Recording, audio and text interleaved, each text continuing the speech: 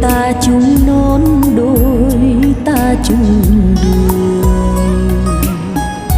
Lên 6 lên 5 đôi ta cùng xanh đôi ta cùng trường.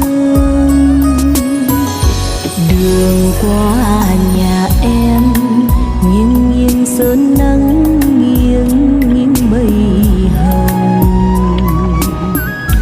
Chiều nào đuổi bướm bướm bay vô vườn làm nước mắt rưng rưng. Rồi một ngày kia